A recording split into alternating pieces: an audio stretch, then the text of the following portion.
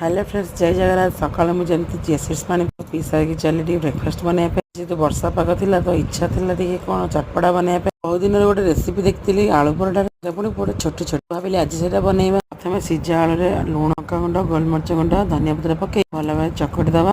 आलू मसला को रुटी भितर रखिक रोल भाया बनई टिक टिक कर काटिक फ्राए पैन में सेकीदवा। लाल लाल है पर्यटन सेकिवा जी क्रिस्पी लगे बनीगला आम चटपटा आलू परोटा। लंच रे जेहतु जो पखाड़ भात होता है बीन्स आलू मसला दिए भजा परी तो पखाड़ खाइबन तार रुटी भजा खाई मोर पखाड़ सहित भजा टमाटो दला खाईदे। आज सन्ध्या गोटे नुआ रेसिपी बनई भाविली आपण सहित सेयार कर। बजार प्रीमिक्स डोसा फ्लोर मिलूँ मुझे घरे बनई अलरेडी रखिदे इच्छा हे से आलू मसला बनईदे डोसा बनई समस्ते घरे खाईद। एमती भी रेस्टोरेंट पैसा बचो घरे हेल्दी खाद्य खाईपर। आज मुझे इंस्टांट डोसा घरे बनई जोटा कि अति क्रिस्पी थिला एंड खाइबा बहुत टेस्टी थिला। घरे समस्ते गोटे जगह 2टा मागिक खाई। डिनर होता रुटी सहित आलुदम और